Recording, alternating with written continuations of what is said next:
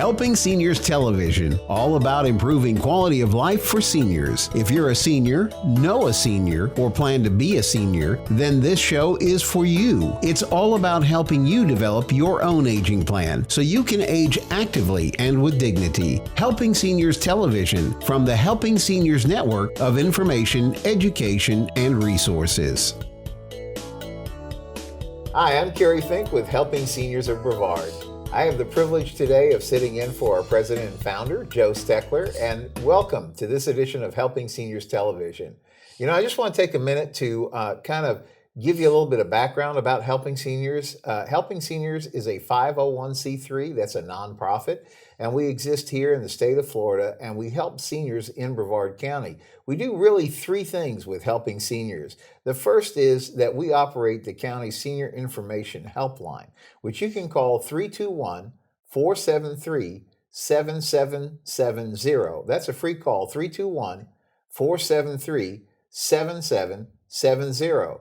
That's our senior information helpline, and you'll probably wind up talking with Kim, who is our education specialist. And Kim spends her time helping callers who call in on the Helping Seniors helpline by connecting them to resources and information that can be helpful to them in their own aging plan. Quite frankly, we get calls all the time, everything from housing to transportation to medical, financial, legal, all the questions that you might imagine. And typically we're able to get somebody connected to a resource that will help them advance on their aging plan. The second thing we do with Helping Seniors is we put together a lot of media information that helps seniors develop their aging plan. So you can look for us in the center section of Senior Scene magazine every month. There's about 14,000 copies of Senior Scene magazine distributed throughout Brevard County. You look, we call it the yellow pages because of the distinctive yellow border that runs around the 12-page section in the center of the magazine. And it also has our Helping Seniors directory of providers of goods, services, and products that are important for seniors in our area. The third thing we do with Helping Seniors is we advocate for seniors. We're always trying to make sure that people are aware that in Brevard County, 1 out of 4 people is over the age of 65. And if you want to use AARP's definition, 1 out of 2 people is over the age of 50. So in Brevard County, we either say you are a senior, you love and care for a senior, or God willing, you're going to become a senior. So all the information in Helping Seniors TV is worth you taking the time to learn about because it will help you on your aging plan.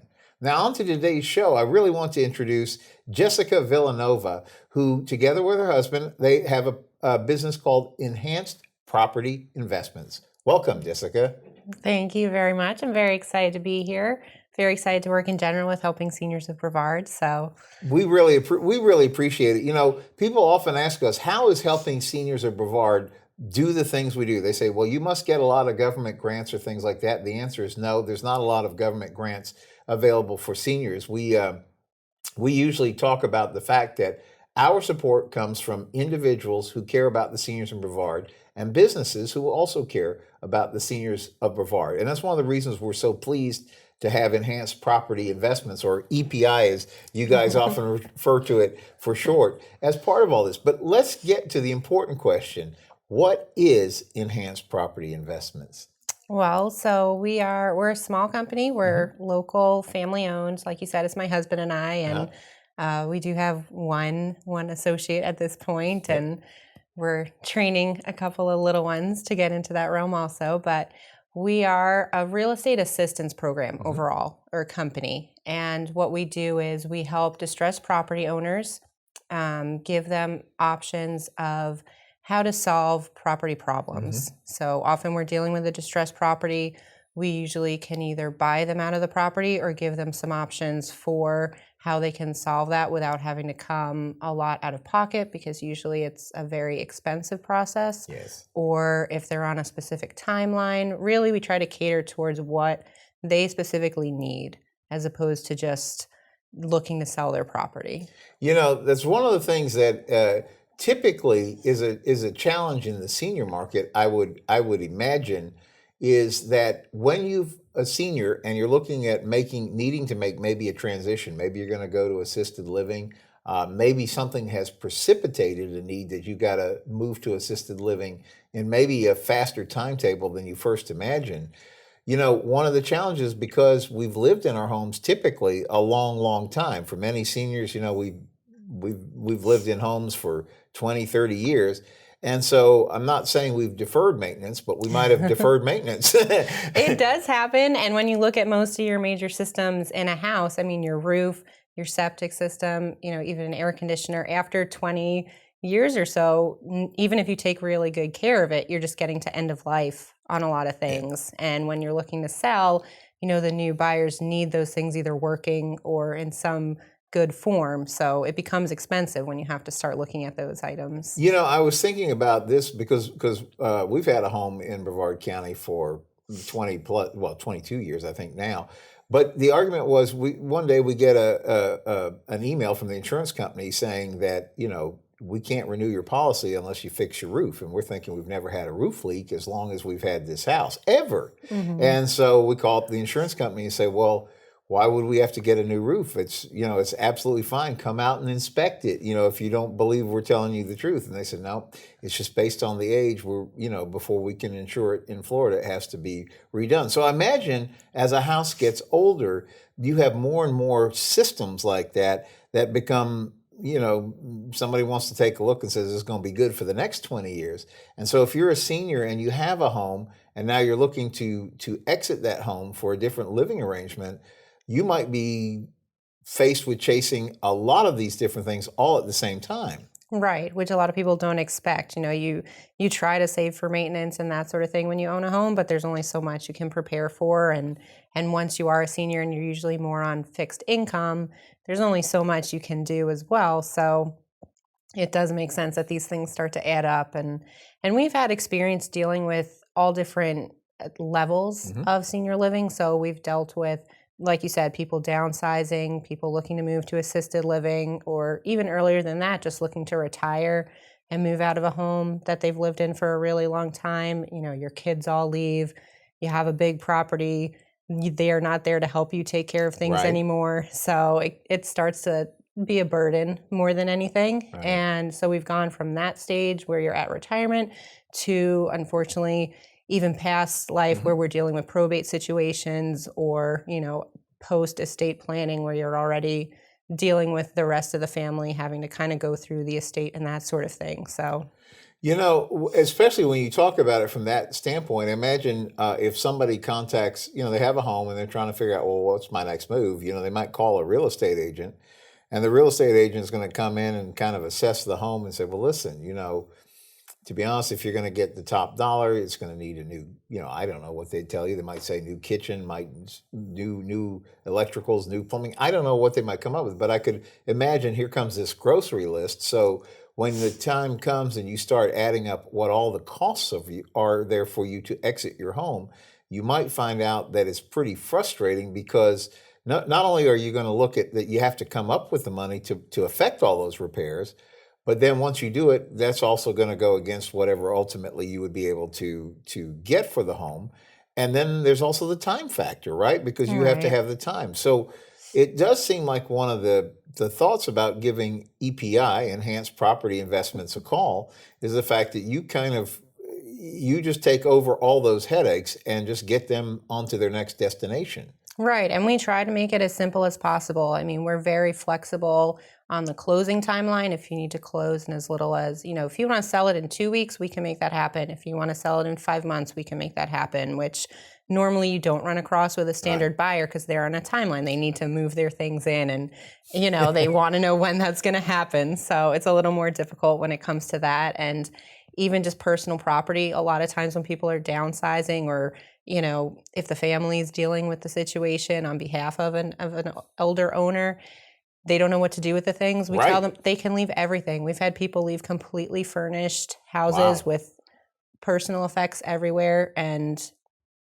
if that works for them, then that's fine. And we take care of all that burden as far as cleaning and moving those things out. And we keep it on a personal touch, though. If we find a box of photo albums, we'll call them back up and say, hey, what? You probably want this back. So no, it's good. So this is a question that you're able to assist somebody when they need to make that move. I remember talking to a real estate agent who told me something I wasn't really familiar with. He was telling us about something called a double closing, which I didn't understand what that was, but that's the point where the person has to move out of the house the same day they close and be in a new house, or a new assisted living or whatever the thing is on that same day. So literally they're sitting at the closing table now. Everything's got to come out of the house. Everything's got to get to the other place. I was thinking, like, you really eliminate all that headache and hassle, because if somebody sits down with you guys, you can organize, and just the things that you said could give somebody peace of mind about being able to make all these things happen on a timetable that's convenient for them. Right. And just with a little less of the burden, like we said. So what was your motivation? I guess we wrote down the question, why do you do what you do? So why is that? It's definitely a combination of things. I actually have a background in engineering and in the Navy. Oh, wow. Yeah, so that's where I ended up through college. Not in real estate, of course, but so that's where my background was. And then once I started rolling into that, I didn't really like corporate lifestyle as much, and I wanted to do something for myself, but also where I could have a family. Right. So it came to owning my own business, and got into real estate a little bit through some referrals from friends, and then also I almost grew up in a fixer-upper. Okay. So kind of a continual fixer-upper, if you will. So had kind of the knack on that side, and just my creative side had some availability there. And once I started getting into real estate, I just realized how many seniors I ended up dealing with, like I said, just from different stages of the process. So just realized how we really had the ability to help a lot of different people, not just seniors. We deal with a lot of younger people too as well, but where we really do help people out of difficult situations, and it feels good. And then we also turn around properties that either people weren't living in or that were just degrading so badly that now are a better part of the community because they're in a better condition, and we can get new people or families in there and kind of improve the community and make it a little better. Well, I was going to say, you actually have probably have the benefit of then improving the value of the neighborhood for the neighbors, because none of us mean to let our houses go downhill, but particularly, I would assume as people age and their priorities turn more towards, I've got a medical appointment, I've got this, I don't have the energy to get out here and rehang this or redo that. And so by definition, you're coming in and you're breathing a whole new life into the property, and it's going to bring the property back to really what the owner, the former owner or the owner that's living in it now would prefer for it to be anyway. Sure. And that's how we look at it also. Sometimes people are embarrassed to talk to us because they feel like their house has gotten so bad, and we don't see it that way. We understand that there's a lot of things that go on in your life, especially as time goes by and as you get older, and there's just so much you can do. Yeah, so. That's it. And you guys are able to really know what to do to be able to improve those situations. But let me ask the question, who then is your ideal client? It would seem like it might be a senior. I'd say the majority of the people we deal with are seniors, like you were saying, even 50 plus at that point. We do deal with a lot of them, and they are ideal for us more because they're usually in a more dire situation where we can really give them a good solution at the end of the day. There are always options when people are looking to sell a house, like you said, a realtor or the traditional market, but you kind of have less options at some points in your life when you have a distressed property, when you have a specific timeline or that you want to stick to, and where you're a little more less traditional of a seller. Right. So, and it's also like when we were discussing about, if the home has been in the same hands for a long period of time, the challenge is as everything gets older, there's more systems that have to be dealt with and more other issues that need to be brought up if you're really going to get it to market level. And one of the questions I was going to ask you about that is, when you guys walk into a home, see, people forget all the numbers that go into the sale of a property, right? Because first of all, even if you thought your property was up to speed, typically the buyer is going to want to come in and do an inspection. So even if you Mhm. thought, well, I thought about this, I thought about that, I've tried to get all these things right, then here comes this buyer's checklist, and they're going to want to see X, Y, and Z being brought up to speed. So now there's more money that has to go to make sure that everything is all told, all right for that. Then the next thing is you've got real estate commissions, you've got all those closing costs, all those things due. How does that work in the case when a client works for you? So we don't charge any type of commissions. My husband is a realtor, but we don't charge any commissions when we're purchasing a house. Everything is pretty straightforward. Usually we even include closing costs, so we'll pay Wow. the closing costs Wow. for the seller. We try to make it as little out of pocket for them. Of course, like we said, we're not asking them to do any repairs. If they need help moving, sometimes we can even assist with that and cover some moving expenses. Kind of depends on the situation. Sure. But we pretty much try to make it as simple as possible, and where there's no hidden fees or anything. We know there are a lot of different type of house buyers out there, and now even you have big companies coming in, like places like OfferPad or Zillow are starting to buy houses, and they'll give offers, but then they have 7-10% fees on the back end. And Right. So it's not really the offer. The offer you see is not necessarily the offer you're actually going to get. Right. right. Because I was going to ask you, isn't that part of the equation? Is that when you guys sit down and talk with somebody, you're going to be able to be straight up? Because we were joking about this. If you've ever owned property, particularly a real estate property, you're going to see postcards in the mail, or you maybe get phone calls. Hi, I want to buy your house. And I guess the first assumption it goes, are these people even legit? Number one, and number two, is that going to be even worth taking a look at? Now, the thing about enhanced property investments, I want to ask, why do clients like working with you guys? I mean, first of all, I gather that you're very personal, close to the ground. You're not dealing with a faceless corporation and, we're going to tack this fee on it. It seems like you're just going to sit down and work something out with somebody. But why do clients like working with you guys? That definitely is a big factor of it. Like I said, we're a small company. It's just my husband and I. So when you call us, you're dealing with one of us directly, or Brianna is our assistant, and she does some of the contacts as well. But you know who you're talking to when you talk to us, and we will come and sit down and make it a more personal meeting. It's your house. It's a big deal. You're not selling, something that's worth $10. You're selling something pretty significant. So that's a big part of it. Like I said, we're also very flexible with a lot of our terms and things, and it just makes it very easy to work with. And we try to just make it as simple of a process as possible. So, we're on that more personal level. Plus, when it comes to doing our repairs and whatnot, we are using all local contractors. We used all licensed and insured people. We use a lot of small businesses. We kind of like to keep it on that level versus, like you said, a corporate level where you don't know who you're dealing with and who's coming in and doing something. And it just kind of makes it so impersonal. So we keep all local licensed guys. We do permits on the work that we do.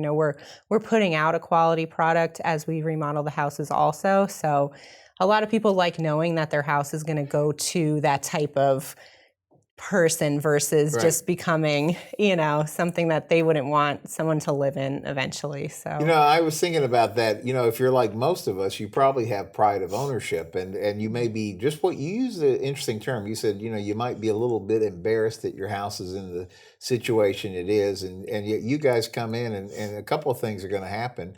You're gonna help them come to a good number and a good solution for being able to move to the next level. Because a lot of times, you might say, well, I'll do these repairs myself. So number one, that means you have to come up with whatever that's going to cost. Then you're going to have to hope that you got it to the level that, the real estate agent is going to feel comfortable listing it with. And then, like I said, you're still going to wind up, I've never seen a house go through closing without a checklist of well, we need to see about this, or this. And so there's always some last minute repairs. And then you're going to have all those commissions and fees and all that. So by the time you come down to the net of what you will be able to work with, And then the getting rid of that whole time factor, if the house is going to sit on the market after it's been fixed up or things like that, you take all that mystery out of it for somebody. Right, exactly. Because at the end of the day, when you go through that process, you still don't know what your end number is going to be. You're kind of taking that gamble versus we'll give you a solid number and that's it. We're not trying to come in low and then negotiate it and try to pull the wool over anyone's eyes. We just come in, we say, this is what we can do. And we realize people have options, but again, a lot of the people we deal with don't have as many because of those reasons. And sometimes they don't understand that right away, but they start to see it the more people they talk to and the more they try and really figure out their situation. Yeah, and that's what I say. So you've got time and money that are involved. And you were telling me a story before we went on camera about a recent client where you said the lady was in a position, I'm trying to remember if you explained it, she had to go to assisted living or something, but there was some reason why all of a sudden, as often happens in these cases, there becomes a pretty quick time pressure. Somebody's in a skilled nursing facility for a period of time, and then it's like it's not safe to go back home at that time. So now decisions have to be made fairly fast. Can you, without giving away any details, just curious, tell the story a little bit. Sure. We actually met her not even a week ago now, and through a referral. And yes, that was the situation she was in. She needs to move out of the house. She needs to go into some type of assisted living, and she's working through that. And she just had a lot of apprehension about what she was going to do with the house. She didn't know what she could do. It's definitely in a big state of disrepair. And we're actually closing next week. So she will be out of it. She's not moving a lot of things out of the house. Again, like we said, we kind of offer that as an extra part of the service. So she's planning on leaving a good amount of things, and we told her not to worry about any of it, and she can just move on. And so you're kind of giving her an ability to downsize effectively, cost effectively, and not have to have that headache as she's trying to transition into that next step for her. So this is a question we wrote down. What are ethical concerns that you encounter, and how do you deal with them? Obviously you have to be in business because you guys are taking on a lot of risk. You're taking the house, all the things that need to be done before you can actually turn it into the house that everybody wants it to be. So you have a lot of risk on your side, and you've transferred all those variables from the seller side now, and you guys have to take that. But how do you make sure that the deal is I guess I would call it equitable for everybody connected? Sure, and that is a big concern, even like we were saying about how there are so many different types of buyers and who's actually buying the house, what fees you're charging, and all those sorts of things. So I feel like real estate investing and flipping houses, if you will, have gotten a very negative stigma for a lot of different reasons, even like we were saying, cheap repairs, things like that. So it's taken us a little while, but the last couple of years, we've definitely built up a good, not following, but a good network of referrals and people we've worked with who really see that, we're not charging any weird fees as we do this, and we're not just lowballing offers. We're giving solid offers of what is feasible, like you said, for what we have to put into the property and the risk we're taking on. And we really try to just take out that negative side of it where people realize, sometimes we'll give them options if they do have it. When we sit down with them initially, we'll do a consultation and say, we think we're your best option, but let's just talk about what you actually need. Because sometimes people even think, I just need to cash out of this, and it might not be the best option for them. Isn't that interesting that you guys would actually look at it from that standpoint? I think that speaks a lot to you. If somebody, is it an expensive proposition to have you guys come in and assess a house, or how does that work? How do people get started if they say, well, I don't know, I'm not sure I want to do anything, but I would like to sit down and hear what you guys think? Sure. We don't charge for any kind of consultation or sitting down. To us, it's more about trying to figure out what they need. So we realize that takes a little bit of time. So we'll sit down with them and just kind of calculate out some options. We do have a little bit of knowledge in multiple factors since, like I said, my husband is a realtor, so we can kind of give different options as far as what we understand is going on in the market and what, like we said, is going on with repairs, because we've been doing this for a while now, so we have a good gauge of how much, most things cost. Yeah. And Well, that expertise is pretty important because, like I said, we were just talking about this before. Some people, if you don't have a frame of reference and somebody comes in and says, well, it's going to cost you this much to fix this particular thing, you don't know if it's true or not. So this is another way you take all that insecurity out of the decision frame, is you're just sitting down talking with real people to get a real idea of something that could be done. How do people get in touch with you? Is there a phone number? What's the best way for people to connect? Sure. Well, we do have a phone number. Our direct line is 321-351-3222.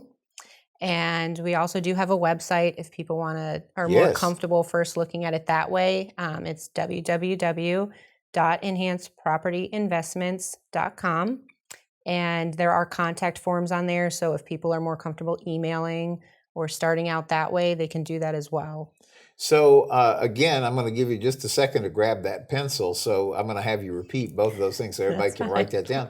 Because I don't see how you could possibly lose anything by inviting Jessica and her team to come in and visit with you and at least know your options. We talk about having, at least when you understand what's possible, you can say, okay, I want to put that away. I'm going to think about that a little while, but at least you've had that conversation. Or for somebody to go, I had no idea I'd be able to do that, and just walk away and have peace of mind and know I can move on to the next thing without carrying that behind. So what's that phone number again? It is 321-351-3222.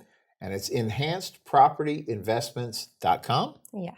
All right, so be sure that you give them a call. And just want to say thank you guys for supporting the work of seniors. We're so excited whenever we get the opportunity to meet organizations who really do care about the seniors in our area and are committed to serving them with excellence. And it's clear that you guys hold those values dear. And I appreciate you being part of the show today. Thank you very much. We are excited to work with the seniors. Like I said, I think we offer a good service that people don't realize is out there. So we're very excited to be part of it. Now, thank you, Jessica. And thank you for joining us today for Helping Seniors TV. I'm Kerry Fink.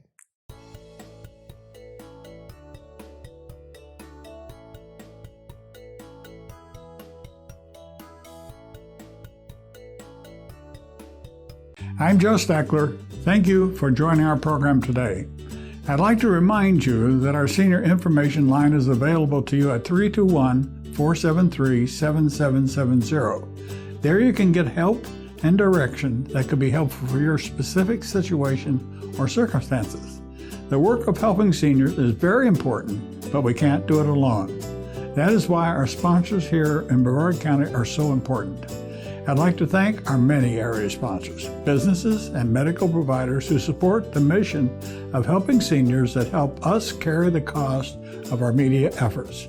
If you'd like to join us either as a business partner or simply donate as an individual, we would welcome your call at 321-473-7770. You are always welcome to visit our website at www.helpingseniorsofbrevard.org. Thanks so much for your help. It does make a difference.